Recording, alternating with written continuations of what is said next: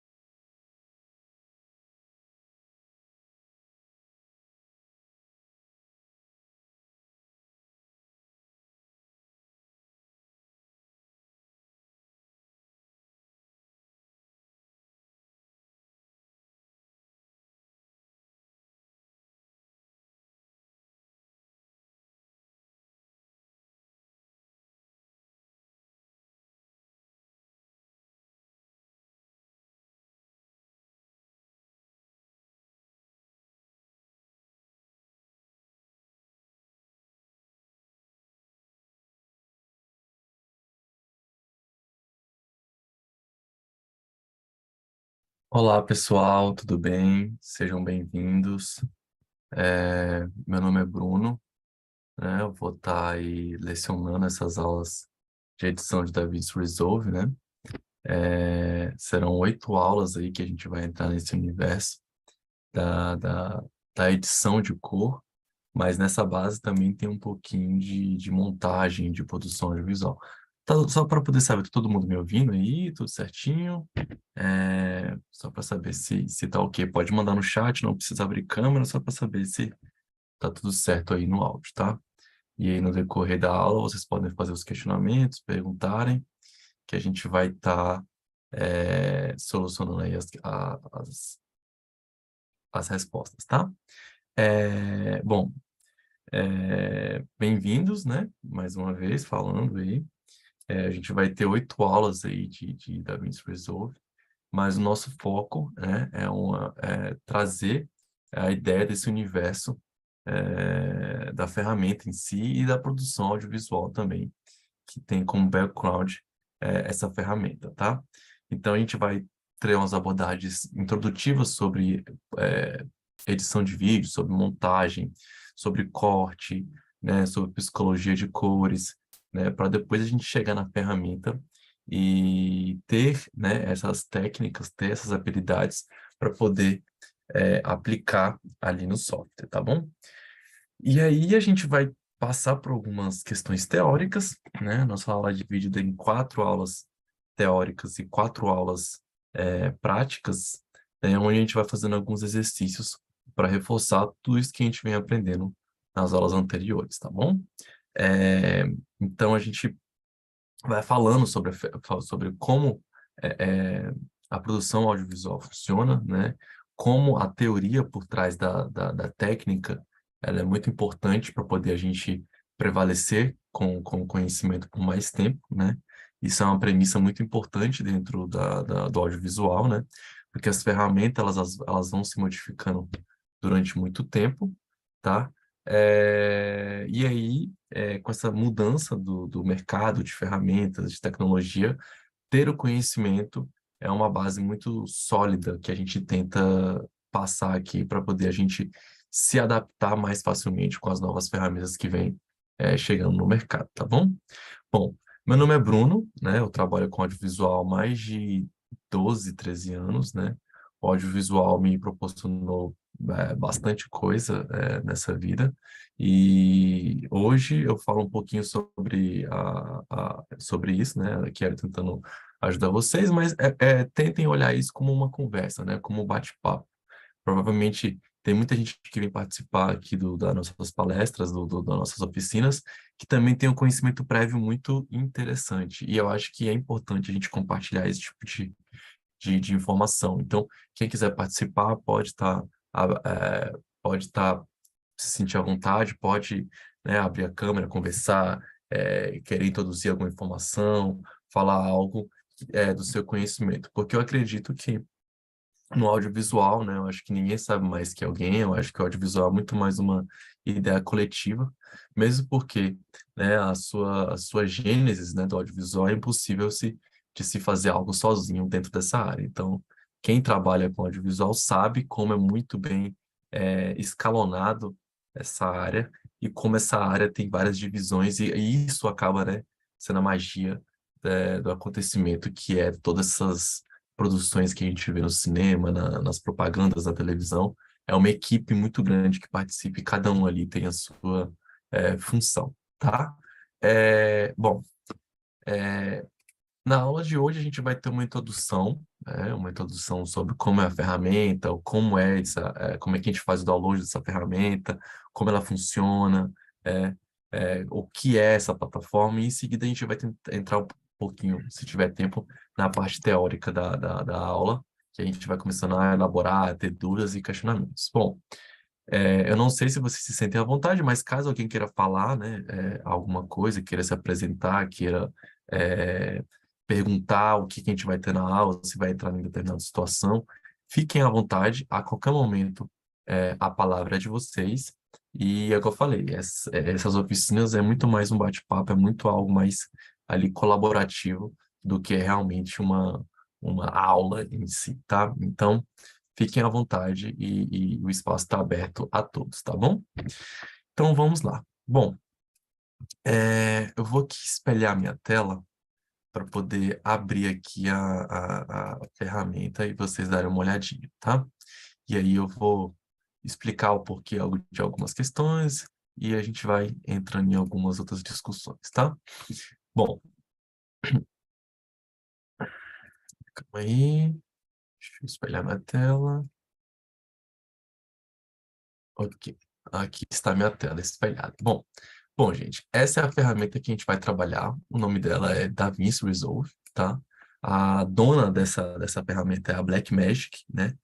E essa ferramenta é uma ferramenta que hoje, né, as produções audiovisuais, principalmente Hollywood, aderiu a essa ferramenta de uma forma muito progressiva, né, no mercado. Então, ela tem uma dinâmica muito interessante, né, que é uma aba de correção de cor, né, onde a gente permite fazer algumas correções da imagem bruta, né, de uma imagem gravada é, sem compreensão, né, sem compressão de cor. Então, essa imagem, ao chegar para a gente sem compressão de cor, a gente tem a possibilidade de fazer essa correção de cor dentro, né, de um software do DaVinci Resolve. Então, aqui seria um resultado antes, né, depois da correção e um resultado, vamos pegar um exemplo aqui, a gente tem um resultado antes aqui e a gente tem um resultado depois, ó, um antes e um depois, né? Então, a gente consegue ver a diferença e o poder que essa ferramenta tem na transformação, né, de imagens finais a respeito de um produto que a gente tem audiovisual. Então, a gente vê como isso aqui acaba tendo uma potência muito grande hoje na linguagem cinematográfica, né? Na linguagem cinematográfica, nas propagandas, no processo de comunicação audiovisual em si, tá? E aí a gente vai aprender esses elementos de fazer essa correção de cor. Bom, aqui é só para vocês terem uma ideia é, de como a ferramenta né? Então, a gente tem uma divisão aqui, então a gente tem uma, duas, três, quatro, cinco, seis, sete abas aqui, né? Então, a gente tem uma abinha que segue um fluxo, né? Segue um fluxo de workflow, geralmente tradicional, que a indústria acaba abarcando dentro das suas produções audiovisuais. Então, a gente tem um espaço de mídia, a gente tem um espaço de cut, que seria um espaço reservado ali para o nosso produtor, para o nosso diretor cinematográfico. A gente tem um espaço para o montador, né? A gente tem um espaço aqui para quem mexe com pós-produção, geralmente direcionado para quem mexe com efeitos gráficos, né? Então, a gente tem aqui FX aqui, então a gente tem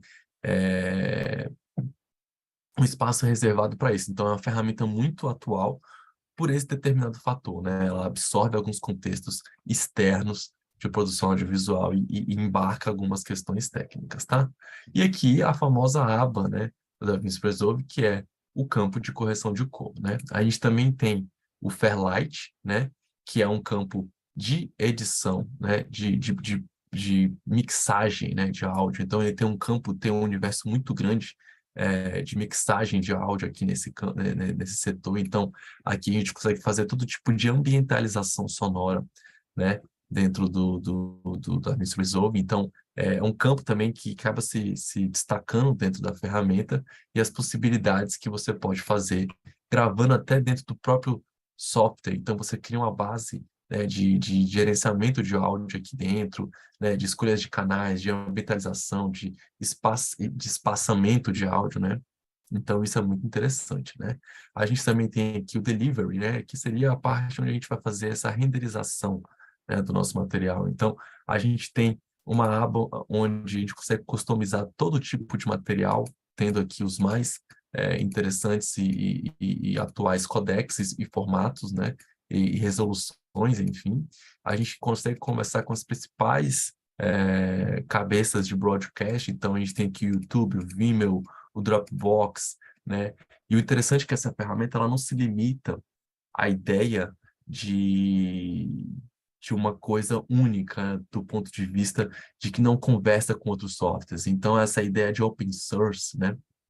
Essa ideia de algo aberto, algo que seja compatível, a gente consegue conversar com os principais softwares de edição de vídeo, como o Final Cut 7, né, que é uma ferramenta muita gente da antiga ainda usa, e o Final Cut X, né?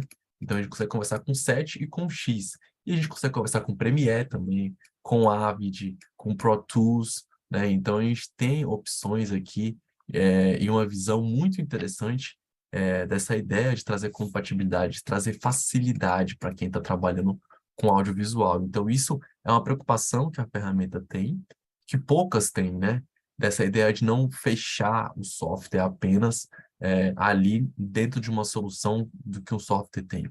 Porque às vezes a gente que trabalha com edição de vídeo, nunca se usa um software apenas, né? A gente tenta procurar o que cada software tem de melhor para fazer as suas atribuições, né? Então, geralmente a gente quer ou recebe o material antigo de um outro software que a gente estava trabalhando e quer fazer uma edição, quer fazer uma alteração nesse material, ou quer simplesmente fazer essa transição de um software para o outro e quer fazer esse tipo de compatibilidade, ou o profissional da área não trabalha com aquele software e precisa de uma linguagem mais diferenciada, ou o próprio software está tendo problema em resolver um tipo de questão interna, a gente pode fazer essa transição de uma forma muito fácil. E isso é muito interessante pela maneira como observa-se o mercado. Então, como a ferramenta, né, como os programadores, como as pessoas que trabalham no software, ali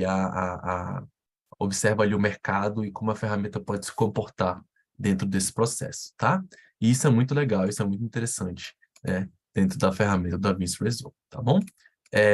Então, esses campos, eles se dividem seguindo uma lógica, né, que a indústria deve seguir, e eu vou explicar isso melhor para vocês ali dentro do site do DaVinci Resolve. Bom, ah, a gente escolheu, um dos outros motivos da gente escolher, né, também o DaVinci Resolve, é porque o DaVinci Resolve é uma ferramenta gratuita, tá? Ele tem uma versão ali paga, mas a gente também tem uma versão gratuita, onde a gente pode usar uma ferramenta de livre acesso, e isso é muito interessante, porque isso acaba se tornando isso uma forma barata, né, de ingressar dentro da profissão como editor de vídeo, tá? Então, as outras ferramentas são pagas, todas essas outras ferramentas elas são pagas, principalmente as principais, né, como Premiere e Final Cut, então elas são pagas, então caso você queira ser um profissional, você vai ter que custear com essas ferramentas mensalmente, né? Então aqui o DaVinci Resolve, ele é uma ferramenta gratuita que você pode fazer download e eu vou mostrar para vocês como, tá? Caso vocês queiram fazer download dessa ferramenta, vocês podem vir aqui no Google e digitar DaVinci Resolve, tá? E aí clicar em cima no primeiro link que aparecer aqui. Na aba principal aqui, a gente já vai ter uma propaganda mostrando, né, um vídeo mostrando os principais filmes que foram feitos, que foram trabalhados com a ferramenta da DaVinci Resolve, seja em algum panorama, né? Seja só para edição, seja só para correção de vídeo, qual foi a produtora que usou. Então a gente vê que tem grandes filmes, né? Filmes da Marvel, Dune, né? Filmes de grandes produtoras mesmo, que já usam o DaVinci Resolve como uma ferramenta primária ali para poder fazer edições e correções de cor, tá? Então a gente vê a capacidade que essa ferramenta tem para trazer esse tipo de solução cinematográfica, tá bom? Então a gente vê aqui como isso é interessante, como isso é forte, tá? Então aqui, ó, na primeira aba a gente já tem essa opção de fazer o download. Então aqui já tem uma propaganda falando da DaVinci Resolve, Free Download. Você clicando nessa ferramenta, você vai ter duas opções, né? Que foi o que eu falei, o DaVinci Resolve Studio, né? Que é a opção paga, é o que eu falei para vocês, que tem alguns efeitos a mais. A gente não vai trabalhar com essa ferramenta com esses efeitos a mais.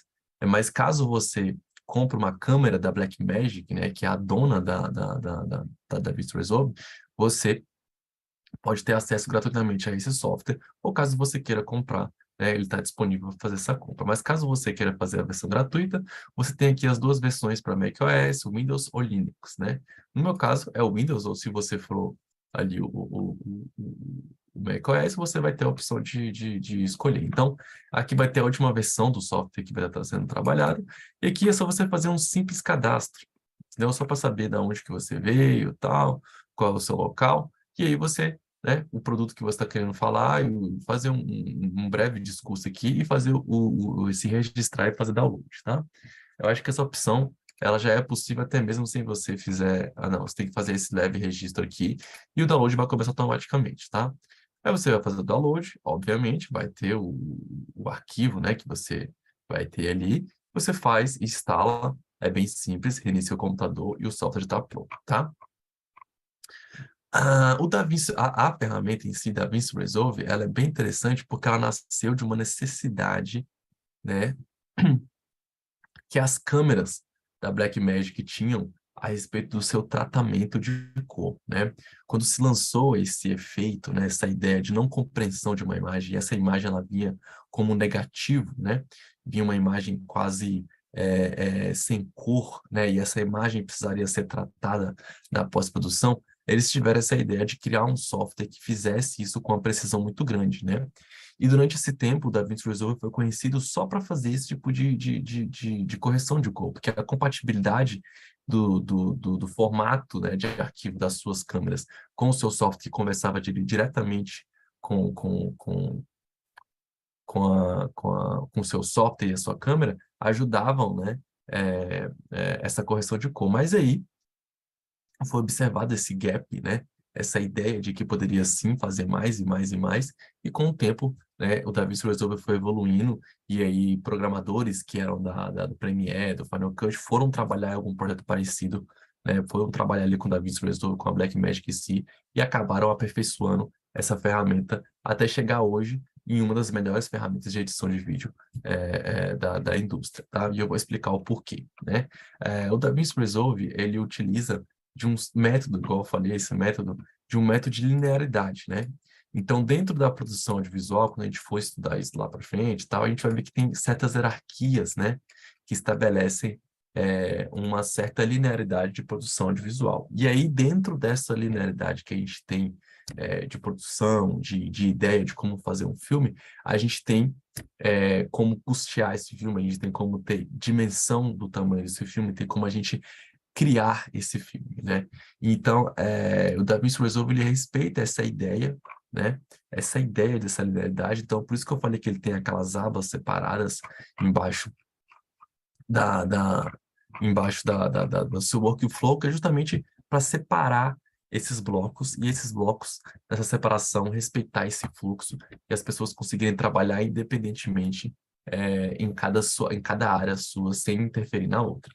Mas, né, com a pandemia, né, as pessoas tiveram que trabalhar de casa, e aí a Blackmagic trouxe uma inovação que é esse Blackmagic Cloud, né, onde as pessoas conseguem fazer toda a produção, né, todo esse workflow de edição, de montagem de vídeo, através de uma nuvem, né? Então, você consegue fazer essa transferência através desses dados, através desses arquivos, através de servidores, né? Então, esses servidores conseguem se comunicar com as suas abas, tá? E conseguem fazer esse tipo de fluxo de trabalho. Aí a gente vai ver isso melhor, né, nas próximas aulas, quando a gente começar aí quando a gente já tiver com a introdução de como isso funciona, e claro, dentro da DaVinci Resolve a gente vai conseguir iconificar isso melhor para vocês, tá? Mas aí, né, a gente tem essa ideia de que a edição, ela segue um fluxo primário, que a colorização segue um fluxo, né, ali, a não ser, não, desculpa, esse aqui não está numa ordem de hierárquia, tá? Mas geralmente a gente tem um processo de edição, a gente tem um processo de fusion, onde a gente faz os efeitos gráficos ali, a gente tem um processo ali de colorização, e logo após isso a gente tem um efeito de sonorização, né? Onde a gente vai fazer essa ambientação do áudio, tá? E aí a hierarquia que é seguida dentro do software é muito interessante, porque a gente consegue respeitar o ritmo do trabalho e consegue fazer uma independência dessa jornada ali dentro da edição de vídeo, tá? Então, aqui a gente tem essa ideia de que é o número um das soluções que Hollywood tenta trazer hoje para edição audiovisual. Aqui é uma demonstração, né, onde as pessoas trabalham. Aqui a gente tem uma mesa onde a gente tem um cara corrigindo uma correção de cor, né, ali no software, na sua aba. A gente tem um cara que está fazendo o áudio, a gente tem um cara que está editando, né? A gente tem o cara da menina que está fazendo ali a continuidade, seja o que for, o produtor, o diretor, e a gente tem aqui pessoas trabalhando independentemente em suas abas, né? Em suas áreas. O porquê disso, né? Hoje a produção audiovisual ela ficou muito fragmentada, então às vezes a gente trabalha com setores, né? Então, a gente tem um setor do áudio, a gente tem um setor da colorização, a gente tem um setor da edição, que isso fica dentro de um campo, né? Mas dentro desse campo tem essas divisões, e aí a gente manda para diversas produtoras, dependendo do tamanho do projeto, né? Para ganhar tempo. Então, pô, eu contrato uma produtora para fazer a edição, eu contrato uma outra produtora para fazer a correção, e eu contrato uma outra produtora para fazer o áudio. Então, eu consigo fazer com que 3 produtoras trabalhem ao mesmo tempo dentro de um projeto, né, para poder eu ter um resultado mais rápido, né? Isso acontece bastante se a gente for ver ali nos créditos finais de filmes, né, de propagandas, né, quem foi que produziu esse tipo de material, a gente vai ver que tem uma diferenciação, a gente vai ver que tem uma fragmentação, né, de várias empresas trabalhando ao mesmo tempo em um projeto. Isso é legal porque a gente consegue trazer uma variação dessas questões, tem mais pessoas trabalhando em projetos, né? E isso encurta, né, o tempo que é gasto numa produção audiovisual, tá bom? Então é isso, a gente consegue ter esse controle, né? E aqui a gente vê que tem um suposto diretor, né? Ou alguém que está acompanhando isso, e a gente consegue fazer uma conexão desse fluxo, né, de trabalho em uma sala de cinema, né? Por isso que o DaVinci Studio ali, ele tem essa referência sobre, né, ser a solução de Hollywood, porque a gente consegue fazer essa intercambiação, né? E a gente ter um resultado do material final o mais rápido possível. Então a gente consegue trabalhar ali com uma sala de cinema e o diretor já consegue ter essa ideia de como o material final está ficando ali instantaneamente. Então, essa promessa que o DaVinci Resolve tem, é essa ânsia que ele tem como software, né? Também com esse background que a Blackmagic tenta trazer, de tentar trazer um sistema sustentável a respeito dos seus produtos. Então, a gente tem uma câmera com alta qualidade, a gente tem um software que consegue fazer a edição desse material de alta qualidade, a gente consegue englobar vários gadgets, né, ali em volta dos seus produtos que ela tem, que são as mesas, que são os seus mini estúdios de áudio, as suas mesas de áudio, né? Então, os seus computadores, que tudo isso fazem essa brincadeira, né, se tornar gigante, como tem se tornado, tá bom? Então, a gente tem aqui essa ideia de colaboração, né, que eu falei para vocês, e aí igual o fluxo que eu te falei aqui, né, então a solução para os produtos. Então, a gente tem aqui o campo da mídia, onde faz essa organização desse material, onde a gente vai organizar esses arquivos, onde que vai ficar esse material. Então, o software, ele tem essa capacidade de fazer esse tipo de gestão, né, de metadados, então isso é muito importante para economizar tempo em edição, em montagem. A gente ter esse material organizado nos traz e nos proporciona muito profissionalismo, tá? A gente tem o Cut, né, que é uma aba onde geralmente o produtor ou o diretor precisa rever o material rápido, precisa fazer um corte para ver se funcionou o efeito que ele queria fazer, para ver se teve alguma falha em algum momento do qual ele acha que teria, então precisa fazer um corte rápido, eu não preciso ali gastar o tempo da montagem, não precisa nada complexo. A gente tem essa aba específica para quem faz esse tipo de trabalho, e ali ele consegue ver e brincar com esse tipo de solução. A gente tem o Edit, onde já é a complexidade da montagem, né? Onde a montagem acontece, onde a edição acontece, onde os ajustes finos são feitos, então a gente tem os cortes que são feitos, ali, então a gente precisa fazer essa lapidação, a gente precisa, né, transformar isso em filme, transformar isso em ter um significado, tá? Aqui a gente tem a parte de Fusion, né? Essa parte onde a gente vai ter os efeitos gráficos, né? Onde a gente vai ter ali toda essa abarcação de modelagem, de todo esse campo. Bom, esse campo é um campo muito específico, né? Fusion, mas para vocês entenderem, há uma aba onde caso, né, a gente vá receber algum produto, algum material, né, de animação, ou de 3D, ou de 2D muito complexo, a gente já tem esse Fusion, uma aba onde a gente já consegue fazer essa integração desse material. Então, o DaVinci Resolve, ele abre essa aba, esse campo, para receber esse tipo de trabalho, para receber esse tipo de workflow, né, de uma forma mais robusta, transformando o software num produto mais robusto, né, e atendendo essa exigência aí de Hollywood. Então, a gente vê que o DaVinci Resolve tem um anseio muito grande em tentar abarcar isso, mesmo porque nesses softwares tradicionais de 3D, de modelagem, de 2D, nunca se é usado só um software, então a gente tem toda uma escalada até chegar no produto final, então geralmente vem se passando por vários, né, softwares até a gente conseguir atingir um resultado interessante, e aí o DaVinci Resolve, pensando, né, nessa ideia de que às vezes teria que se colocar um objeto em cena, uma animação em cena, um efeito gráfico ali nessa cena, ele se abre, né, para receber e ser um software aberto a encaixe desse tipo de trabalho, desse tipo de fluxo, né, não limitando a sua, a sua, a sua capacidade. Então, a gente tem aqui um campo interessante, né, de Fusion, que dentro do processo de produção audiovisual ele fica mais ou menos ali no meio, para que a gente tenha, né, toda a nossa adequação ali no final de cor, de ajuste. Então, geralmente quando se chega a um material de 3D, né, que precisa ser colocado em cena, quando ele chega em cena, né, geralmente a gente tem que fazer esse exercício de corrigir esse material, né? Deixar a cor da pele parecida com o ambiente. Geralmente esse material vem muito flat, então a gente tem que fazer uma correção de cor, fazer um ajuste aqui no color, tá?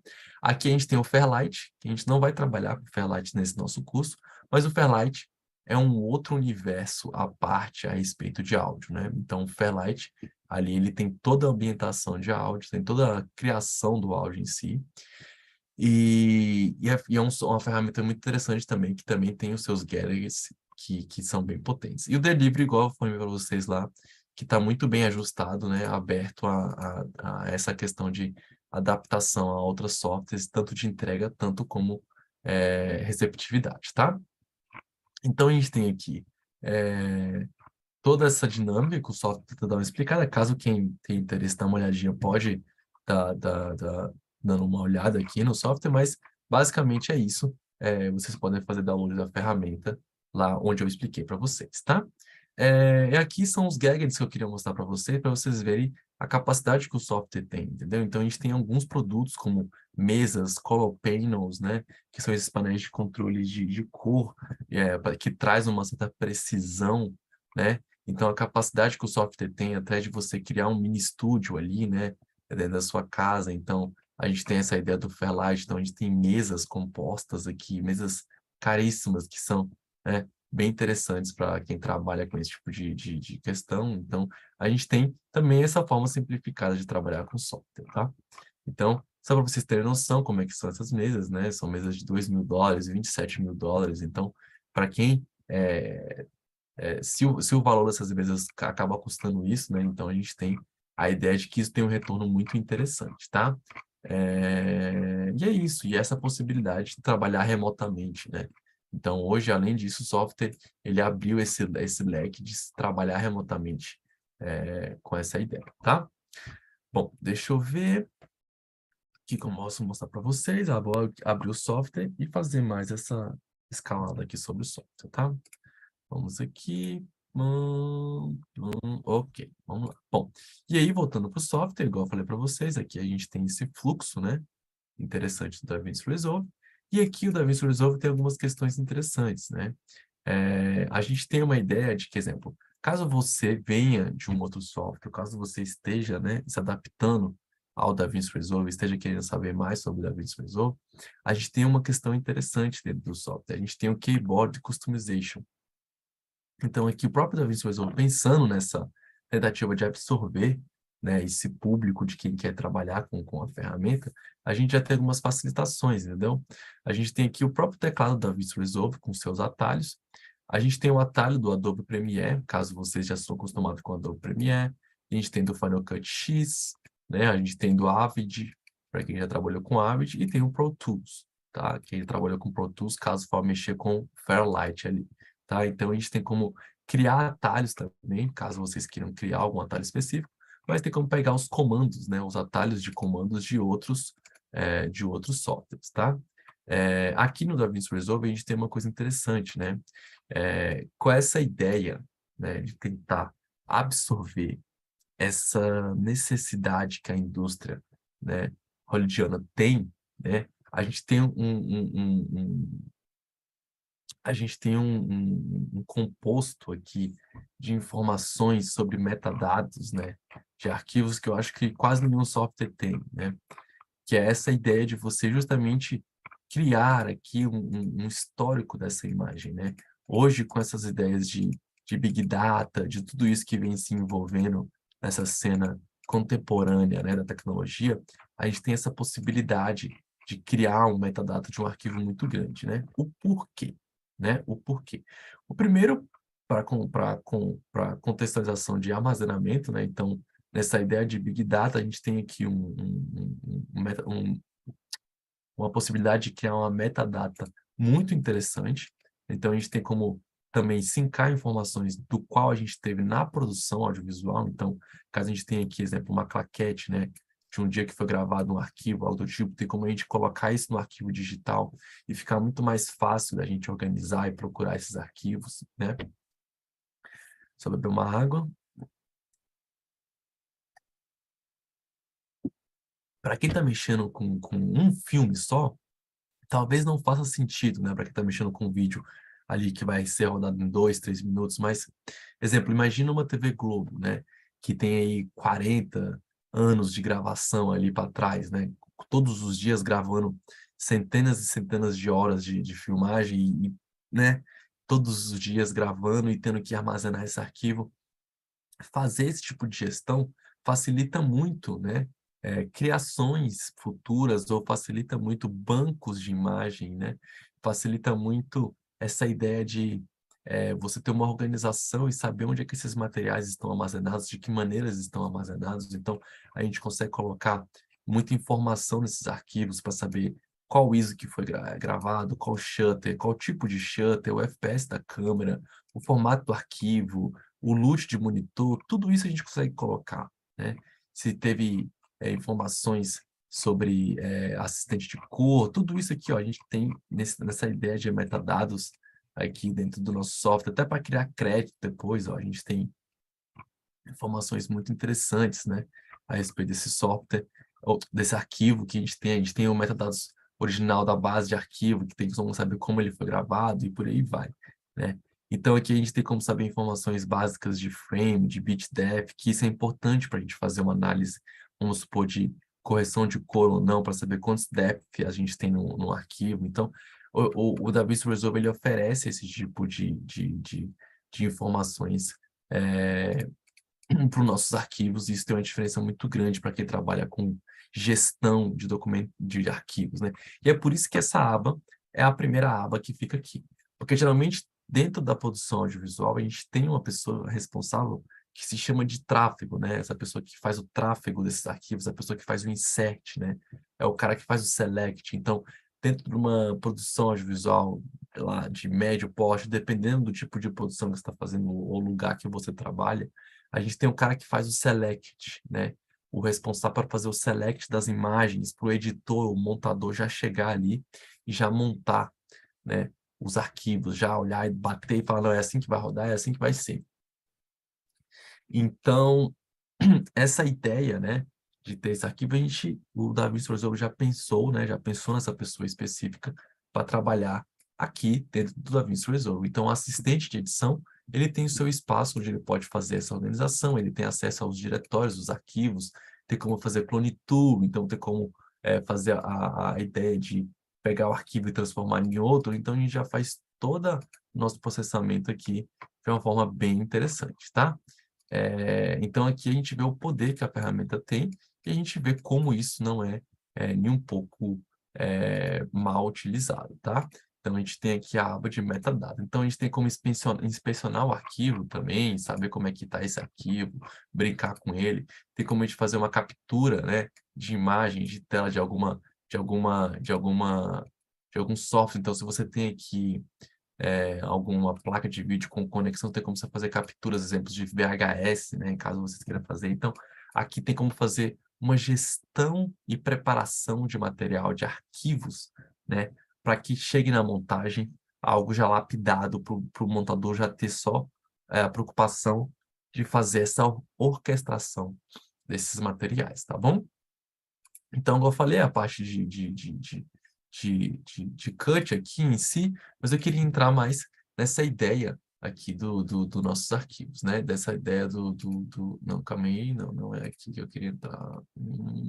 Na ideia das preferências, né? Que eu acho que aqui é um campo interessante também a ser abordado. Aqui tem como a gente fazer toda a nossa configuração do DaVinci Resolve, como a gente quer que esse software roda, né?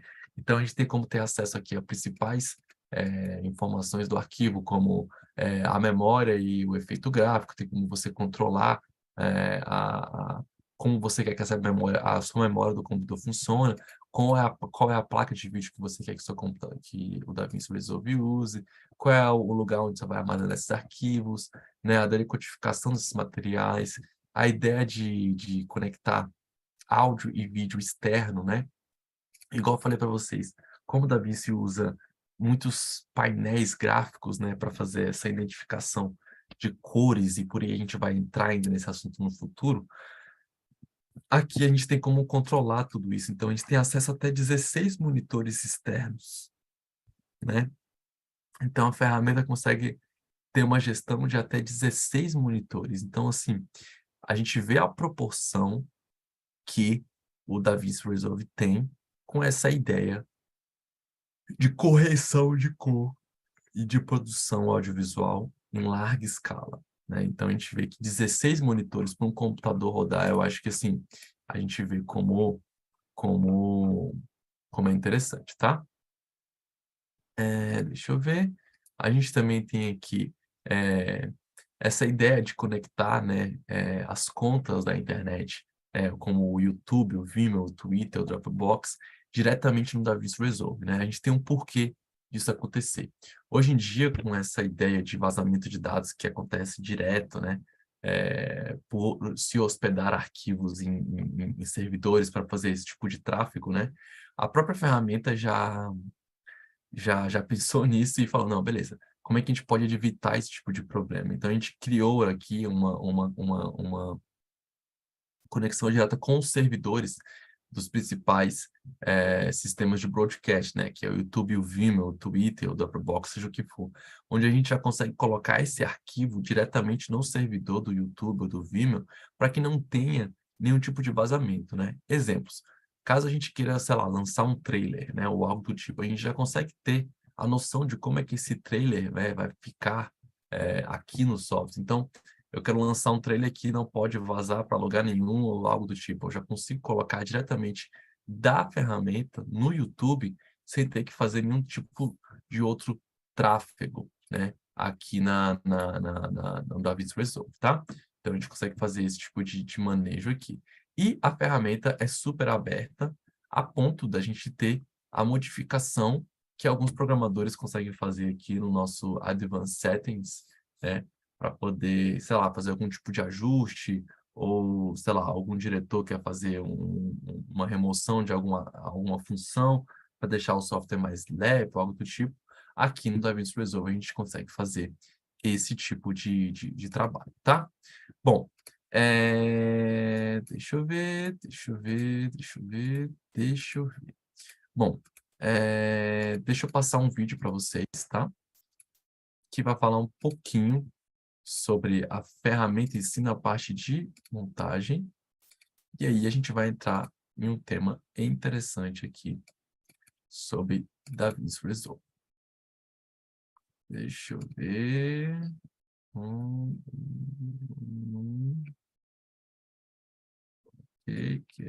Ok, aqui.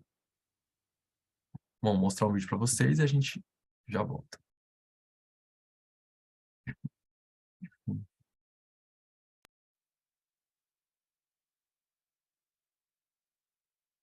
Há diversas ferramentas de edição profissional dentro do DaVinci Resolve, mas é importante entender desde o seu fundamento básico para entender como trabalhar com a edição de vídeo aqui dentro. Primeiro passo, tem aqui as divisões de faixas de áudio e faixas de vídeo, como a maioria dos softwares de edição de vídeo. Tem um botão aqui para desligar e desligar a visualização de cada uma dessas faixas.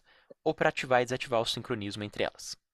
Há também um botão aqui para bloquear aquela faixa, porém há dois níveis de bloqueio. Você pode bloquear totalmente, a ponto de não poder fazer nenhuma alteração na faixa, ou só bloquear a sua posição, clicando nesse botão.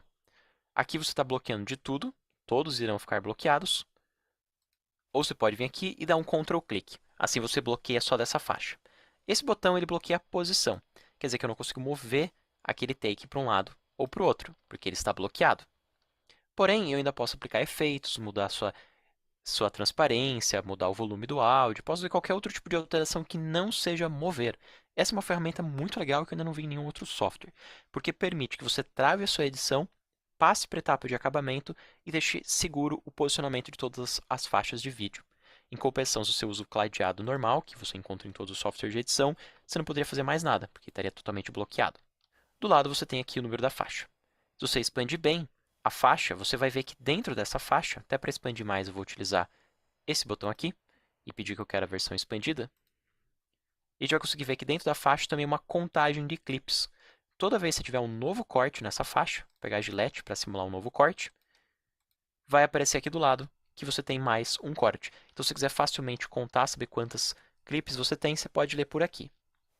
Se quiser fazer qualquer modificação, você clica no botão direito, você pode mover a track para cima, para baixo, mudar sua cor, deletar e assim por diante.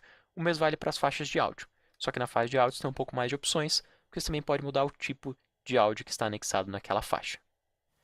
Como a gente viu, aqui você tem um controle a mais de tamanho de cada uma das faixas. Você pode dizer se você quer elas expandidas e com miniaturas por todas elas, só miniatura no começo e no fim expandido, ou você quer encolher. Também tem o controle de ver ou não waveform de áudio. Você quer aumentar o tamanho das pistas de vídeo, aumentar o tamanho das pistas de áudio. E aqui do lado um controle de zoom. Para adicionar marcadores e flags, você faz isso facilmente por aqui. Basicamente o marcador marca um ponto no vídeo e um flag marca o vídeo como um todo. Tipo, ele marca aquele vídeo e o marcador marca um pedaço de tempo. Se você utiliza o marcador e você der um duplo clique nesse marcador, você tem várias opções que você pode configurar por aqui. Por exemplo, adicionar uma nota dizendo fazer um corte. Imagine que você está fazendo uma revisão com alguém e você quer adicionar essa informação aqui. Quando você clicar em Done, você vai ver que aqui em cima aparece essa informação naquele tempo. Inclusive, além de aparecer aqui e aparecer ali, também aparece no painel de Index, onde diz todos os cortes que você tem, diz os marcadores, diz os áudios, o tempo de início e de fim. É um painel que quando você se acostuma com ele e você aprende a utilizar ele bem, você consegue facilmente identificar pontos da sua edição, tipos de vídeo que está sendo utilizados, marcadores e um monte de outras coisas. Tem até uma lupa para te ajudar a filtrar por tipo de objeto, por tipo de corte e assim por diante. Eu vou guardar aqui o index. Aqui em cima a gente tem dois painéis, a gente só está vendo um. Você pode clicar aqui para abrir um ou dois painéis.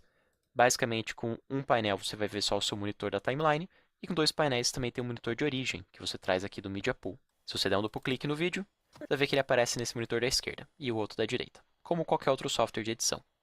E aqui na direita, a gente ainda tem mais um outro painel, que é o Inspector, que vai ter as configurações daquele vídeo selecionado, e metadados, que são as informações daquele vídeo. Que são várias informações, como sua resolução, seu frame rate, seu formato de áudio, e várias outras opções de metadados que você pode adicionar e ler. Ótimo para quem vai fazer trabalho de grandes fluxos de arquivos. Tem um pequeno mixer de áudio. Você clicar aqui, você consegue ver aqui o mixer de áudio, que é o mesmo mixer que você encontra em Fairlight. Eu prefiro utilizar lá em Fairlight. Vou fechar aqui o mixer. Aqui tem um volume de retorno, que é o volume que chega nos seus ouvidos. Eu acho isso muito legal, porque você não precisa ficar aumentando e diminuindo o volume do sistema operacional. Você pode controlar o volume direto por aqui. Aqui os botões de controle de tempo, também tem aqui do lado. E aqui o Media Pool, que a gente já estava conversando sobre ele, que é onde você organiza o seu material, divide ele em pastas. Tem uma função de Smart Bin, que deixa você fazer uma pasta inteligente. O Smart Bin é bem legal, permite que você puxe de acordo com um tipo de parâmetro. Por exemplo, eu quero todos os arquivos que sejam de um certo tipo. Posso vir aqui em Media Pool Properties, aqui do lado definir que eu quero um clip type, um tipo específico de arquivo, e falar, por exemplo, eu quero somente o que for linha do tempo. Então vou marcar aqui Timeline. Chamar esse Smart Bin de Timelines. E toda vez que eu crio uma nova linha do tempo, ele já aparece nesse Smart Bin. Porém, há um outro tipo de bin que é ainda mais legal, que é o Master Bin. Esse Master Bin, tudo que você salva dentro desse Master Bin, vai aparecer em todos os projetos que você criar. Seria uma pasta de bin gigantesca, que funciona pela toda a sua database. todos os projetos dentro daquela database receberão essa pastinha. Por exemplo, se tem efeitos de áudio que você usa sempre, você pode salvar aqui dentro desse Power BIM e vai aparecer daí em todos os seus projetos. Você não precisa ficar importando manualmente em cada projeto. É uma função super legal. Bom, mas vamos vir agora para a parte de edição. Você tem aqui 3 ferramentas e 3 controles de aplicação na linha do tempo. Na ferramenta, você tem a ferramenta mouse, que é a mais simples. Você clica aqui nos elementos para selecionar. No canto deles, se você quiser encolher. Você também pode utilizar para aplicar um fade através desse handle. Tem aqui também para fazer um fade no vídeo de baixo ou até mesmo um fade de áudio. Tudo com uma mesma ferramenta. No fade áudio, tem até aqui um controle de curvatura desse fade, para controlar a curvatura do fade. Já com a ferramenta de trim, você consegue operar outros tipos de corte, como por exemplo, eu posso encolher esse já trazendo todo mundo. Você pode movimentar o conteúdo interno sem mover o vídeo de lugar. Aqui no caso só tenho 2 frames disponíveis para aumentar e diminuir, mas eu conseguiria aumentar e diminuir o seu conteúdo interno. Eu vou diminuir aqui o trecho para vocês conseguirem perceber bem. Então, quando eu estou utilizando essa ferramenta aqui dentro, eu posso movimentar a parte que eu estou utilizando e fica super visual isso. Está indicando qual é o tamanho total do clipe original e o trecho que eu estou utilizando é o trecho que vai ficar aqui dentro. Se você olhar aqui em cima no monitor, você consegue ver exatamente o trecho de início e de fim que está ficando na sua linha do tempo. Se você clicar embaixo, você ainda tem um slide, que é para movimentar o objeto para a esquerda e para a direita, diminuindo os 2 adjacentes. Seria a ferramenta de slide. Então você tem uma única ferramenta o Sleep, o Slide, o Trim e por aqui o corte normal. Muito mais prático, né? Você clicar em T, se muda para essa ferramenta, em A, se muda para a ferramenta convencional. E aqui é a Gillette, para você cortar. Quando você corta, é um corte que não serve para nada, ele marca com um pequeno pontilhado sobre o corte. Ele está indicando que aquele corte não tem função. Eu vou pegar a ferramenta de Trim e fazer um laço, assim ele marca aqueles 2 cortes, e clicar em apagar, e ele apagou aqueles cortes que não tinham função. Uma outra ferramenta que eu curto muito é a ferramenta de velocidade, Ctrl R. É bem visual aqui o controle de velocidade e duração. A gente consegue ver que eu estou aumentando meu vídeo normalmente. Porém, se eu clicar aqui em cima, eu estou alterando a sua velocidade. Então eu posso utilizar como um corte comum, ou eu posso utilizar como slow fast. A gente consegue ver pelo valor que está alterando. E ainda há outras várias opções aqui dentro. Se acessar o menu, você pode definir aqui uma velocidade específica, você pode criar uma rampa de velocidade, você pode determinar certos pontos a partir de onde a velocidade vai mudar, para que fique mais devagar e mais rápido, e daí você ainda pode trabalhar para que isso seja gradual. Então tem várias opções aqui bem legais para você controlar a velocidade do teu clipe.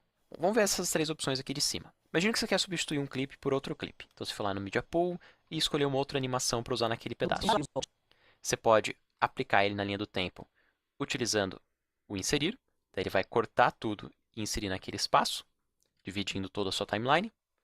Você pode clicar em sobrepor, ele vai colocar na faixa que estiver ativa, só que sem empurrar todo mundo. No caso, estava com a faixa de vídeo 1 e a faixa de áudio 1 ativa. Eu vou adicionar uma nova faixa e marcar a faixa de vídeo 3. Agora, quando eu clicar aqui, ele jogou na faixa de vídeo 3. Mas tem um outro botão que é o Replace.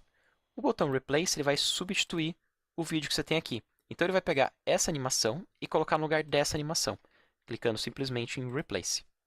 E uma das coisas mais legais é que o frame que você está vendo é o que vai ficar exatamente no frame que você posicionou o mouse. Então você não precisa nem marcar um in e um out.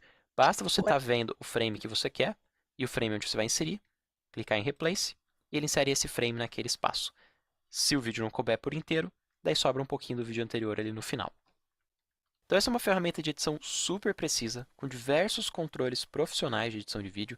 Você tem controle de frame hold, de fast, de slow, você tem um controle de curvatura, de velocidade, para você trabalhar também com o sistema de curvas, se você preferir. Basta clicar com o botão direito, escolher aqui o Retime Curve, e daí você tem aqui a curva de velocidade. Daí você pode fazer trabalho de velocidade muito mais preciso.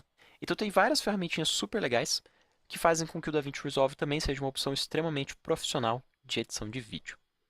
Eu espero que vocês tenham gostado dessa aula. Não se esqueça de acessar o portal da Treina. Bom, esse vídeo ele consegue resumir bastante, né, algumas questões de como a gente pode estar trabalhando dentro da DaVinci Resolve. Eu gosto de passar ele sempre na nossa aula, para poder a gente não esquecer nenhum ponto ali de como funciona a ferramenta. É um resumo muito bem interessante de como funciona ali a ferramenta na parte de edição de vídeo, tá? Mas a gente vai ver isso nas aulas, a gente vai fazer junto nas próximas aulas, a gente vai estar trabalhando isso aí ponto por ponto, etapa por etapa, e vai ser bem interessante, vai ser bem legal, tá bom? Bom, agora, né, falando de tudo isso, de como funciona o audiovisual, de como funciona a ferramenta, de como funciona toda essa ideia, né, de edição de vídeo, de como o software se comporta, de como ele tem essa grandiosidade dentro da indústria, de como tudo isso vem, né, é, se formando, como a gente viu como é que o software tem as características, né, como ele é em si, mas a gente precisa entender como isso chegou, né, a ser o que é hoje, como isso é o que é hoje dentro da indústria audiovisual. Eu acho que isso é legal, é interessante, porque nos ajuda a fortalecer essa ideia, né, do que é a produção audiovisual, do que é a edição de vídeo. Bom, eu vi que a Patrícia levantou a mão aqui, se você quiser falar, pode falar, Patrícia. Oi, professor, boa tarde, tudo bem? Tudo bem, e você? Tudo ótimo. Então, eu comecei a trabalhar na indústria audiovisual há 7 meses, né? Eu sou terceirizada da Globo, eu estava até na Hum, outra aula aqui da nossa amiga, da nossa professora, e sim. eu fiquei muito curiosa realmente, porque lá eles trabalham com Compose, né? Uhum, E há uma dificuldade muito grande, por exemplo, quando aparece um produto em 4K. sim, E o desempenho do Compose realmente dificulta muito o desempenho do Compose quando o material ele tem um codex muito pesado. No sim. DaVinci também acontece a mesma coisa, porque nós só utilizamos o DaVinci lá, na verdade, para fazer conversão, quando vem imagem de drone, né? Aham, Então, o DaVinci nós utilizamos muito pouco, colorimetria também. É sim. bem assim sutil. Sim, Então, sim. o desempenho, por exemplo, de um material um pouco mais pesado, o DaVinci, ele realmente ele processa lentamente. O senhor sabe me dizer isso? Eu sei que isso é para as outras aulas, mas eu já estou curiosa em relação a isso. Ó, o DaVinci Resolve, ele tem um pecadinho que é justamente isso. Ele vai usar o seu computador, ou tudo que o seu computador tiver. Ele é um software, justamente por ser uma edição mais robusta, né? Ao abrir ele, por ser um sistema 64 bits, ele vai findar. Então, se o seu computador tem capacidade de rodar, ele vai rodar. Se ele não rodar, ele não rodar. E aí a gente tem um problema também do DaVinci Resolve, que é justamente, eu acho que seria, como ele é feito, né, com a Blackmagic, que tem como intenção essa ideia de trazer as suas câmeras, né, os seus softwares em si, ele vai ter uma otimização, obviamente, ali com o seu software, né? Eu não sei, eu acho que softwares, codecs e formatos, né, encapsulamentos de outros arquivos, ele vai ter um probleminha realmente que é um problema recorrente do DaVinci Resolve. Ele vai ter uma lentidão, né? Porque ele tenta induzir, obviamente, os seus próprios, né, formatos, seus próprios arquivos, mas externos ele vai ter esse probleminha. Eu acho que ele vai continuar com o mesmo problema aí, caso, né, é bem complexo o problema, mas ele vai ter esse tipo de probleminha sim, viu, Patrícia?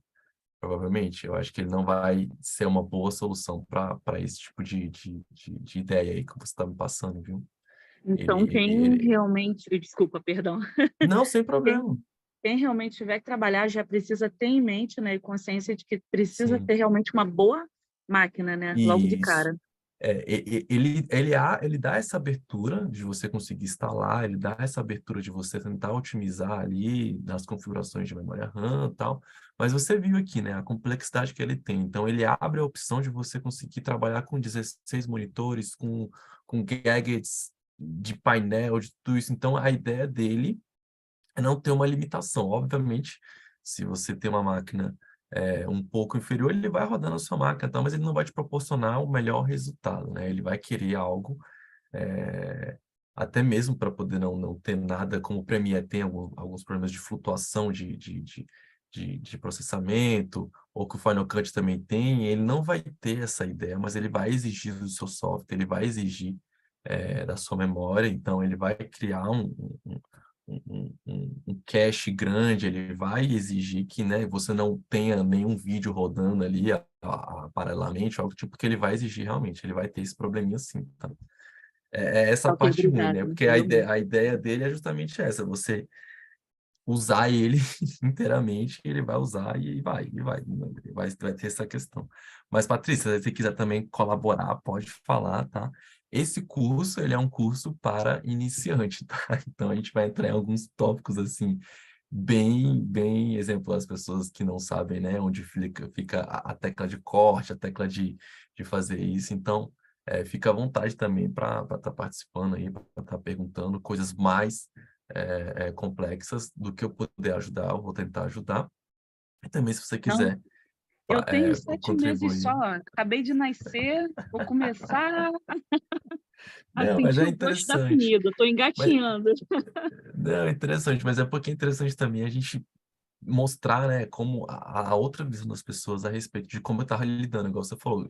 Eu falei também aqui da Globo, essa questão de metadados, então você com certeza deve saber de alguma coisa também, tipo, de como é grande, né, o processo de arquivamento ali dentro da Globo, porque o DaVinci, ele permite essa inserção dessas informações, né, que alguns outros softwares não tinham. Então, pode falar, pode contribuir, que vai ser bem interessante, tá?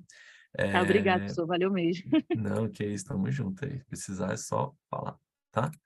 É, e aí, pessoal, através dessa nossa conversa, né, falando sobre DaVinci, falamos bastante sobre o DaVinci, como o DaVinci funciona, como é que é o DaVinci e tal. A Patrícia até abordou uma questão interessante, né, de como é, a complexidade de arquivos, formatos. A gente vai falar também sobre formatos, Patrícia, sobre encapsulamentos e lá para frente, isso é bem legal. E como essa ideia, né, de tentar otimizar isso, vem de uma ideia muito anterior a esses conceitos, né? A gente precisa entender como é que é esse universo, como é que chegou essa ideia de ter um software, como é que chegou essa ideia de ter um formato, por que que isso existe, né? Muitas vezes a gente trabalha com isso. Eu trabalhei durante muito tempo com audiovisual sem saber o porquê que isso existia, de como por que que a gente tem uma timeline, por que que a gente tem a divisão de arquivos e tudo isso e como isso funciona, né? E a conversa, ela começa a existir de um ponto muito interessante, né? Então, vou aqui espelhar minha tela e aí a gente começa a conversar. Calma aí.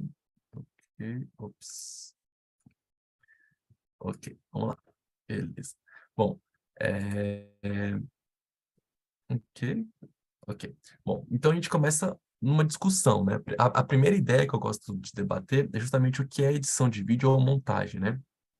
A gente tem uma, principalmente no Brasil, eu acho que principalmente na nossa produção, a gente tem uma diferenciação entre edição de vídeo ou montagem, né? Na prática, é basicamente a mesma coisa, mas há diversas nomenclaturas e diferenciações sobre edição de vídeo ou montagem, de um conceito muito mais de área, né, de tecnologia. Então, exemplo, a gente tem a pessoa que trabalha com edição de vídeo, ela geralmente é uma pessoa que trabalha com broadcast, que trabalha em televisão, então ela está ali um pouco mais focada na edição de vídeo, porque o sistema de produção audiovisual é um pouquinho diferente de quem trabalha com cinema, né? E no cinema a gente usa um conceito de montagem, né? Algo mais que demanda um pouco mais de tempo naquele determinado produto, mas a complexidade e a dificuldade não tem como a gente escalonar, porque os dois são difíceis das suas duas maneiras, né? É mais ou menos essa nomenclatura também acontece quando a gente chama de cinegrafista, né? E de diretor de fotografia, né? É possível que uma pessoa seja cinegrafista e é possível que a pessoa seja diretor de fotografia, mas dependendo do campo do qual ela trabalha, a gente pode ter um pouquinho dessa diferenciação, dessa nomenclatura de vez em quando, tá? E aí eu pergunto para vocês, né? O que que vocês acham que é edição de vídeo? O que que vocês acham que é montagem, né? Essa é a pergunta que eu abro, né? Essa discussão que a gente vai ter aqui para frente, né? Eu quero só que vocês tenham na cabeça o que é edição de vídeo, o que é montagem, tá? E aí vocês vão se perguntando no decorrer que a gente for falar. Bom, é interessante a gente ter algumas definições, né? Começar a introduzir isso. Então, a edição de vídeo é o processo de cortar, né? Que ali, às vezes, a gente tem de rearranjar os clipes, os segmentos de vídeos para criar um vídeo novo, né? Também envolve inserções de título, de animação, efeito de som, música e muito mais, né? Então, a definição ali sobre montagem, edição de vídeo, ela acaba, né, se tornando isso.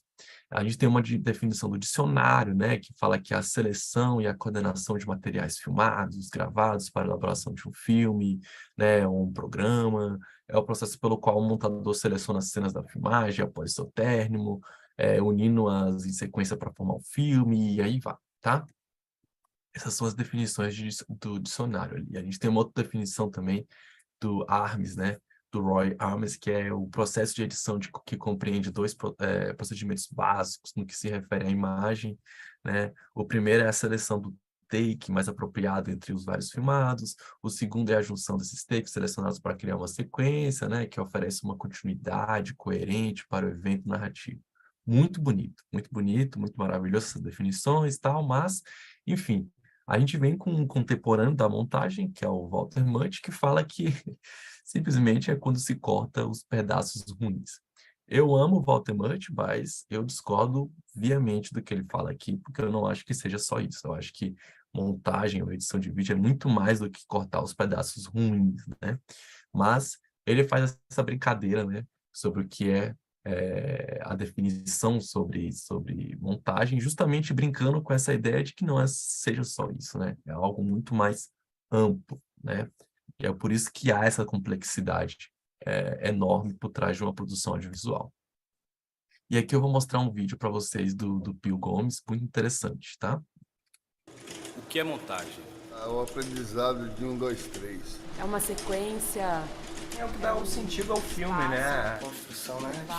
Agregar peças.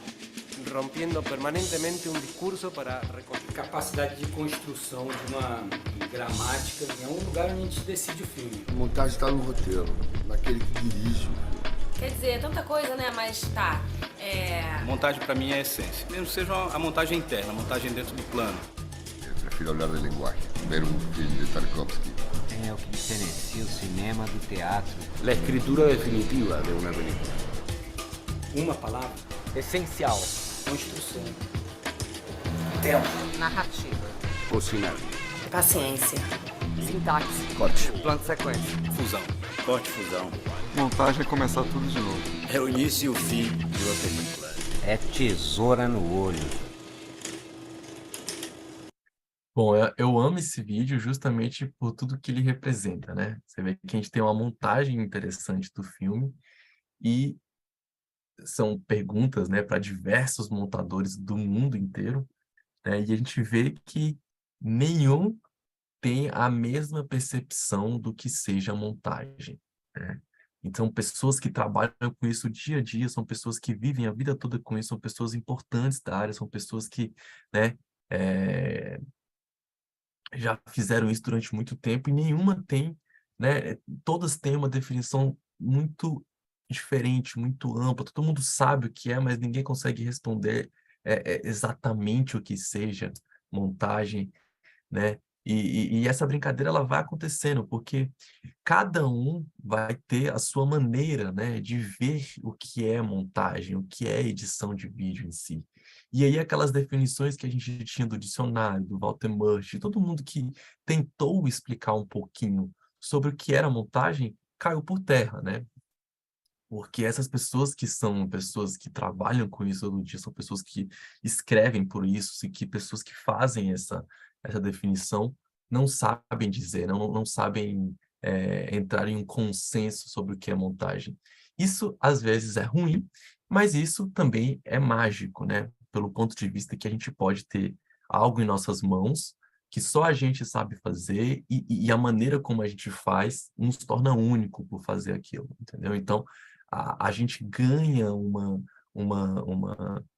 a gente ganha uma importância, a gente ganha uma relevância, né, quando a gente aprende definitivamente a dominar essa técnica pelo poder que ela tem, né, de exclusividade, de toda a capacidade que a gente tem de se expressar, de mostrar algo através de imagens em sequências e por aí vai, tá? E aí o interessante, né, dessa elucubração sobre o que é montagem, a gente tem que entrar em um aspecto muito interessante, né? Que é essa ideia de qual é a unidade mínima. Já que eu não consigo classificar quando eu consigo classificar o que é a montagem, né, eu preciso andar um pouquinho para trás, já que eu não sei o que eu consigo definir ali como montagem. Então, eu entro numa abordagem sobre os fragmentos do filme, então, né? Então, vamos começar pela unidade mínima, que são esses fragmentos do filme, que a gente chama de quadro, frame, fotograma, tá? E aí, a ideia, né, de quadro, de frame, de fotograma, né? É a ideia de que os filmes, eles criam uma ilusão de movimento, né? Por estar mostrando várias fotos em sequência. Então, antes da gente lembrar que a gente está vendo um filme, a gente tem que entender que um filme são várias fotos em sequências, né? É uma ilusão.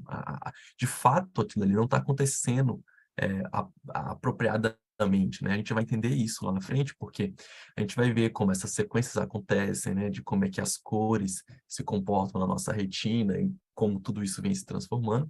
Mas essa ideia de que os números de imagens fotografadas, né, em um segundo é o que se chama de frame rate, né, do filme, e é medido em frames, né, a menor unidade de um segundo ali de uma imagem, né, que é feita por segundo, né, FPS, que é essa nomenclatura para frame rate, frames por segundo, se refere tanto à velocidade de gravação, né, quanto à velocidade de reprodução, né? Quantos mais frames por segundo gravados, mais preciso, né, é o movimento registrado no vídeo.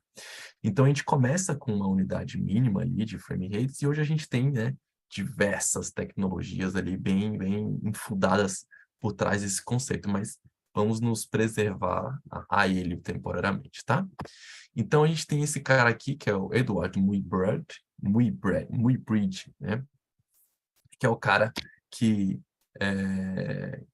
simplesmente na tentativa de fazer um experimento, né, ele tenta ali fazer uma fotografia de um cavalo para poder fazer um experimento social para entender se o cavalo tirava as suas 4 patas do chão ao mesmo tempo ou se ele continuava, né, andando com uma das patas no chão. Ele tirou várias fotos em sequências, né, desse cavalo correndo, né, numa sequência muito curta de tempo, né? E a gente conseguiu tirar 16 frames, né? 16 fotos no intervalo de um segundo.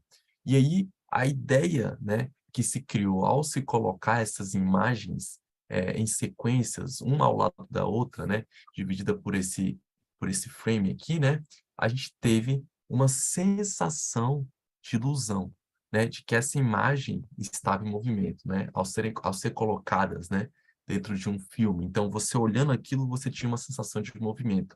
E aí se percebeu, né, que isso poderia se tornar algo interessante. Então, essas imagens em sequência foram colocadas, foram observadas e se descobriu, né, essa ideia de que imagens em sequências, em um intervalo curto de tempo, se criava-se, né, o movimento visual. E aí, outros experimentos foram feitos e foi se observando, né, a escalonada que isso tem e como isso é interessante, né? E aí, daí em diante, as técnicas de captura foram se desenvolvendo, né? Do movimento e continuaram a evoluir até chegar a uma primeira câmera cinematográfica, né?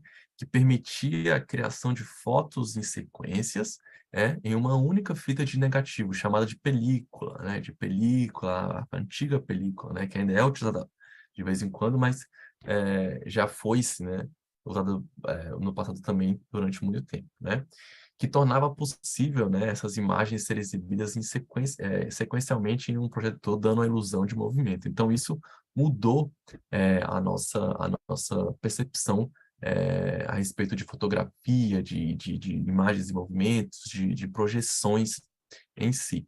E a gente tem aqui uma ideia de como essa película ela é feita, né, dentro de um rolo de filme, tá?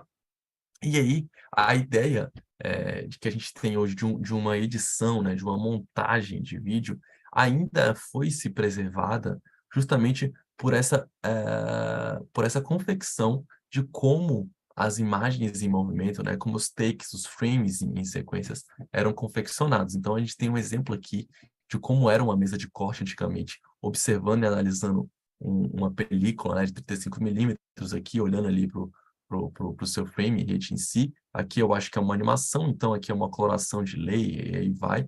E como isso, né, ganhou uma dimensão não só para a cinematografia, né, para o cinema em si, para imagens e movimentos, mas como também ganhou uma ideia para animação, né? A animação também teve um boom muito grande com essa descoberta de imagens e sequências podendo ser feitas através do desenho e gerar uma ideia de movimento, né?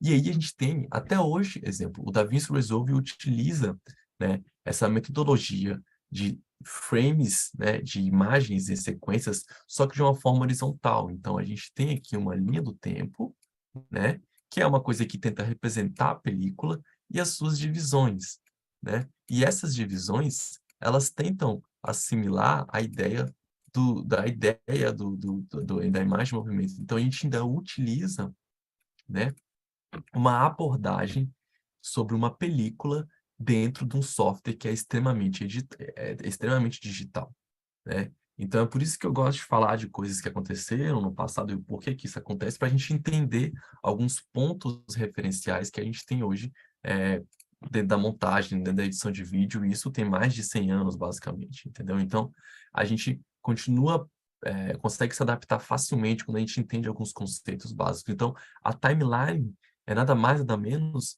do que essa ideia de uma película, né, de um filme, só que na sua horizontalidade. Então, aqui a gente fazendo o corte ou fazendo essa edição, tudo isso, a gente consegue ter acesso ao filme, né, a ideia do filme em continuidade junto com essa timeline, tá? E é bem interessante a gente perceber como isso funciona, tá? A gente tem a ideia também de uma unidade, já que a unidade mínima, né, de um filme é o frame, a gente tem que ter uma unidade secundária, já que essa continuidade acontece dentro de um filme, né? Então, a gente tem a ideia do plano, né? O plano, ele é muito interessante porque, do ponto de vista das filmagens, né, ele é um fragmento de película impressionada entre um momento em que o motor da câmera começa a trabalhar e aquele que para, né? Do ponto de vista do montador, é o pedaço de filme que fica entre duas tesouradas, né, entre aspas, depois de duas colagens, né? Do ponto de vista do espectador, né, é o pedaço de filme entre duas conjunções. Então, o que acontece de interessante nessa perspectiva que a gente tem a respeito do plano é justamente que como a montagem ela também é feita durante o processo, né, ali da criação de um filme. Então, a gente tem uma pessoa que está fazendo uma captação em si, e em si, nesse ambiente onde ela está fazendo essa captação, ela está montando algo, né? Então, a gente também consegue colocar a ideia de montagem de um filme por um ponto de vista de quem está filmando, né? De quem está fazendo essa captação. Então, a pessoa também está ali, ó, fazendo essa montagem na cabeça. Isso é um ponto de vista, né? E a gente também tem um ponto de vista de quem está fazendo o filme a cortar, o corte, né? Ali onde está lapidando o filme em si. Então, ele está lapidando o filme, ele está fazendo o corte. Então, tudo isso está acontecendo, ele também está fazendo uma montagem. E a gente tem um terceiro ponto de vista que a gente gosta de estabelecer, que é a do espectador. Porque a gente teve a primeira pessoa, o ato, né, de montagem, que foi a sua captação, o segundo ato de montagem, que foi a sua lapidação, e tem o terceiro ponto de montagem, que é a sua interpretação, né? Então, a interpretação também faz parte de uma montagem, né, do audiovisual. Então, por isso que é difícil definir montagem ou edição de vídeo, né? Com simples palavras, né, com simples definições a respeito desses aspectos que a gente conseguiu abordar aqui. Por isso que é um pouco complexo, e é por isso que é preciso a gente falar um pouquinho sobre isso. Então, beleza, vamos lá. Aqui tem um filme bem interessante, eu acho que todo mundo já viu esse filme, né? Que é o primeiro filme, né, feito da história do cinema, que é os Irmãos Lumieres, né, que fizeram essa captação da abertura da fábrica. Logo em seguida eles fizeram mais filmes, mais captações, né? Mas eu vou deixar vocês verem para depois a gente falar um pouquinho sobre isso.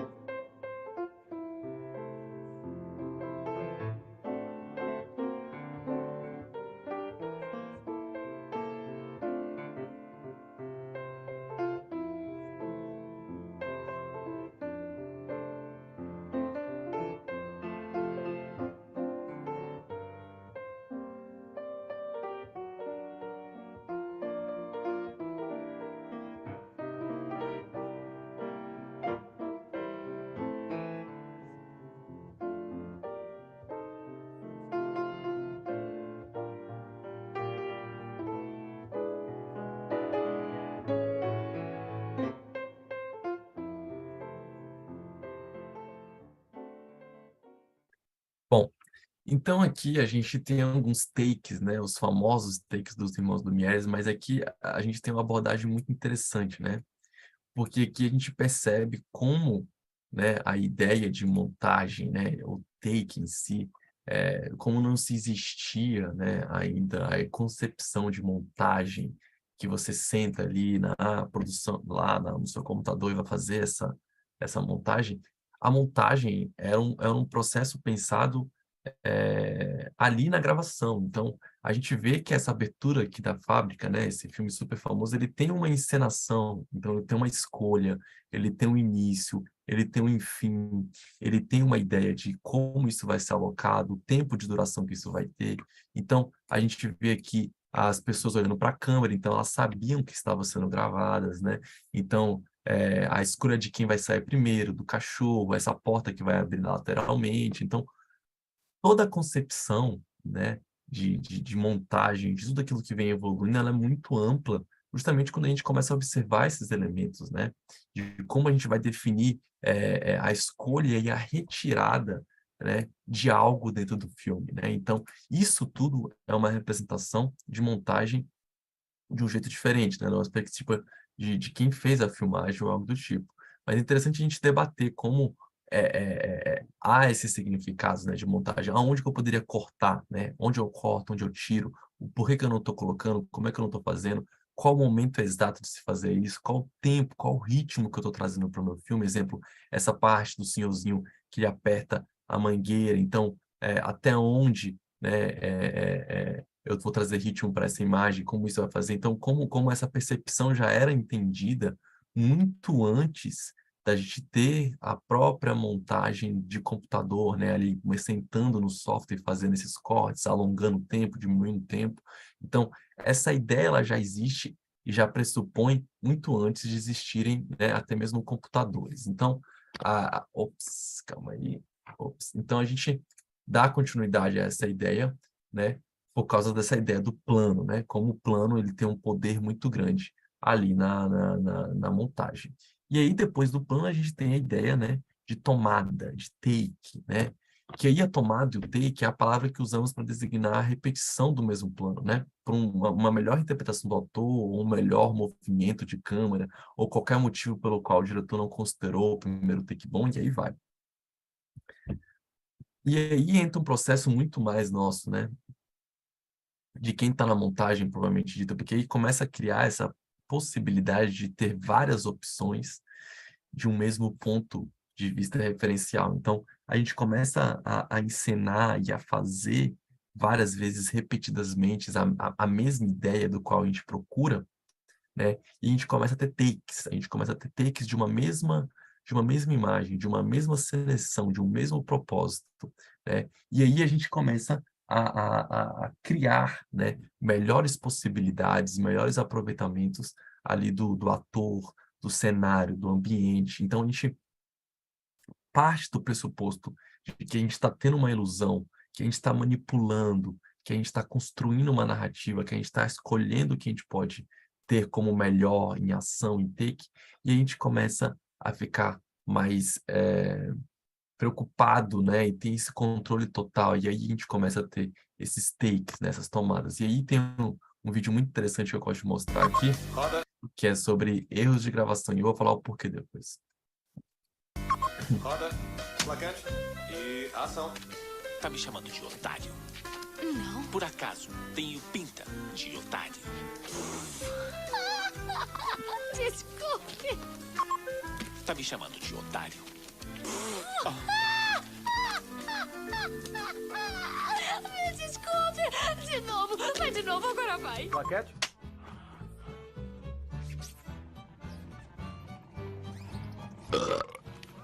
Não lembro de ter comido isso, não.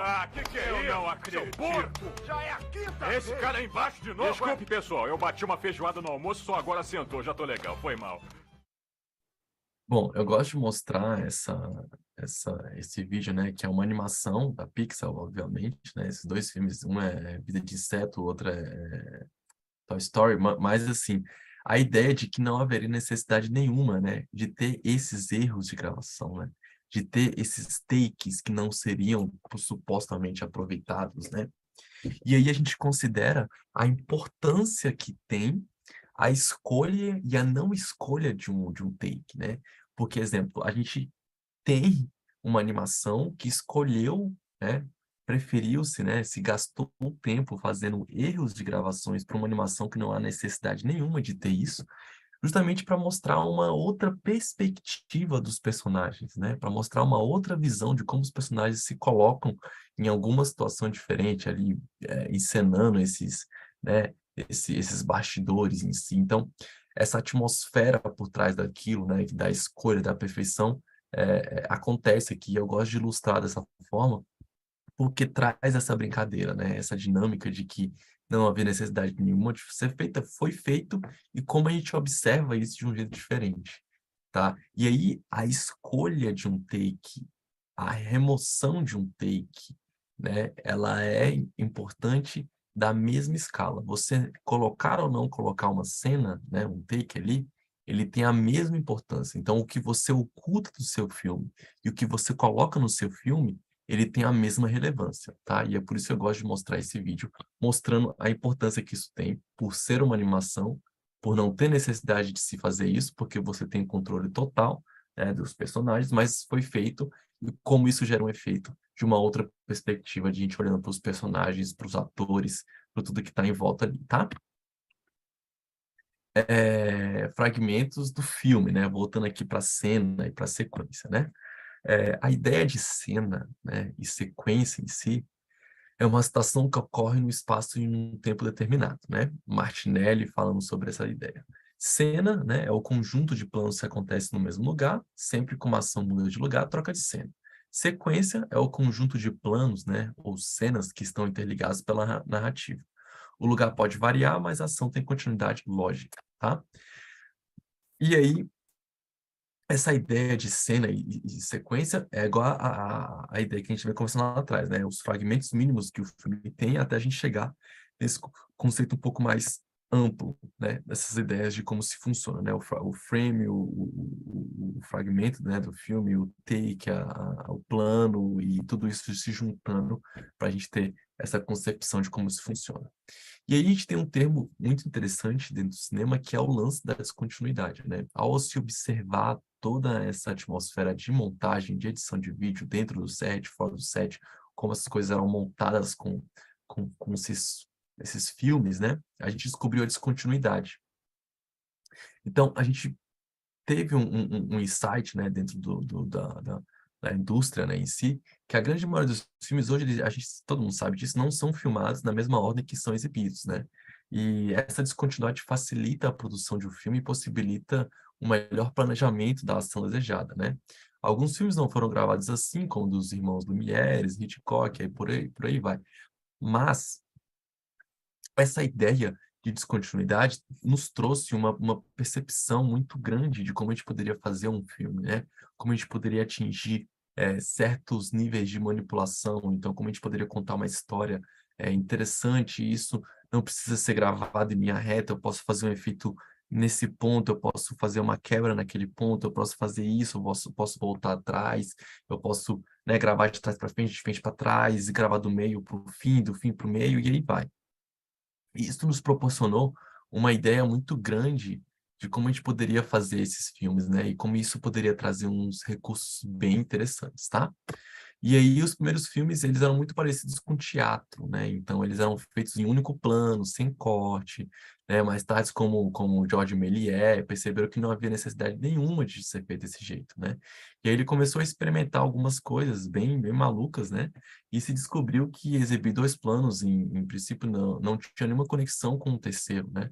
E aí, na nossa mente, a lógica, obviamente, é linear, mas não necessariamente na captação, na produção, na concepção, né, de um filme, ele precisa ser gravado assim. E aí a gente tem alguns efeitos que ele descobriu, né, alguns efeitos de justaposição, de corte seco, alguns efeitos de descontinuidade que são bem interessantes, que eu vou passar aqui para vocês, né, que são algumas referências. E aí a gente tem, exemplo, o Méliès aqui em 1896, entendeu? E o Zach King, que hoje é um cara, um youtuber famosíssimo, né? Que faz alguns materiais, né? Usando o mesmo recurso né, que é usado há mais de, sei lá, mais de 100 anos atrás. E eu vou mostrar para vocês alguns recursos e a comparação entre os dois.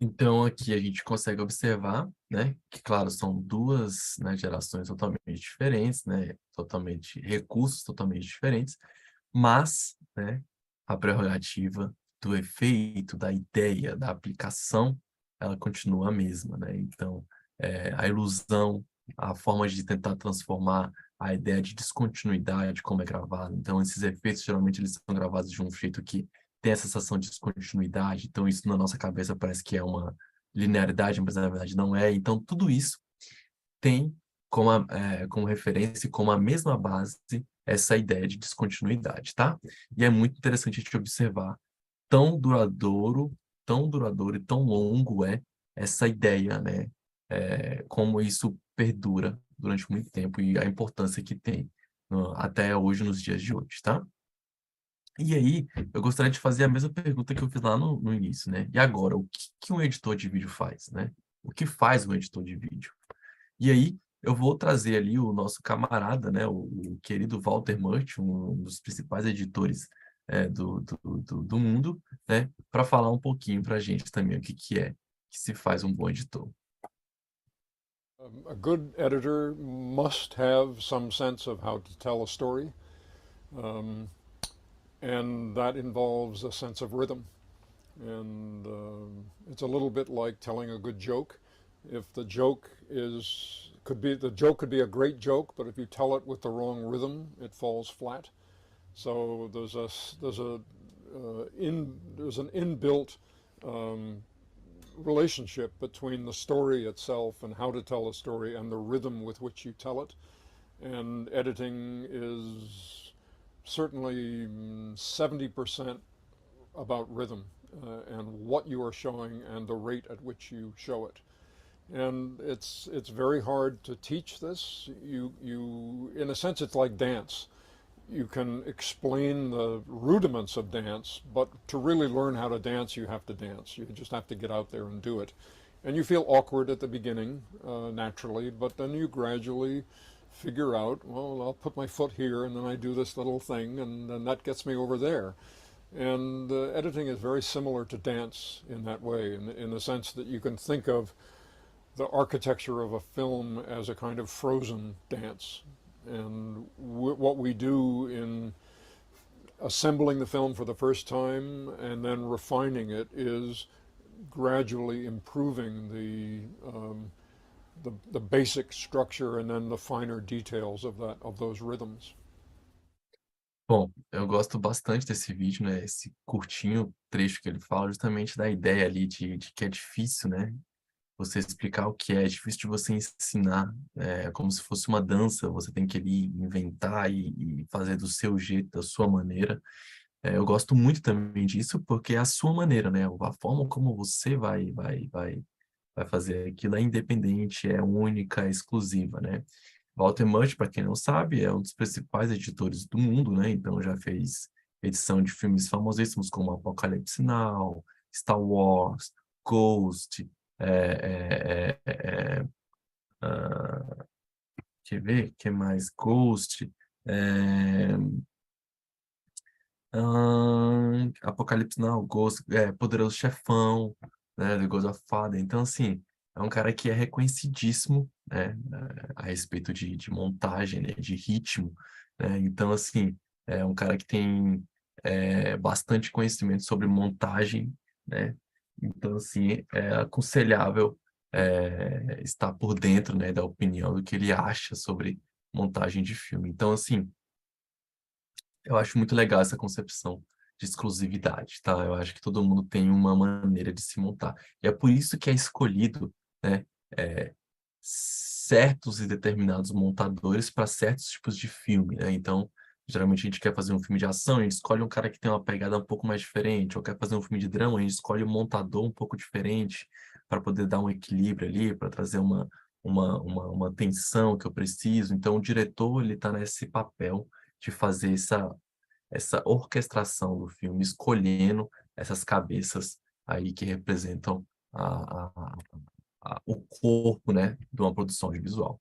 E aí, no que a gente conseguiu ver dentro da nossa aula, né, a gente viu que o que faz um editor de vídeo, né, ele reúne e organiza o material captado, ele esculpe como a história será contada, é responsável pela estrutura e o sentido do filme, né, ele estabelece o ritmo do filme, é também responsável por manter os melhores desempenhos dos atores, né, decide o que entra e o que fica fora do filme, mantém a continuidade da ação, estabelece quais emoções o filme irá passar e em quais momentos isso irá acontecer, tá? E aí, para finalizar, eu vou mostrar um vídeo também, porque a gente trabalha com vídeo, então a gente vai mostrar bastante vídeo aqui, que fala, sintetiza de uma maneira espetacular, né, o que faz um editor de vídeo. Então, depois a gente vê todas essas informações, ler, ver, observar, ver vídeos sobre o que faz um editor de vídeo, né, eu trago um vídeo para a gente refletir e ver a importância, né, a complexidade, a importância que a gente tem por trás de uma montagem, né? O que a gente faz de fato e como a gente é grande nesse processo, tá? Vou mostrar para vocês esse vídeo aqui.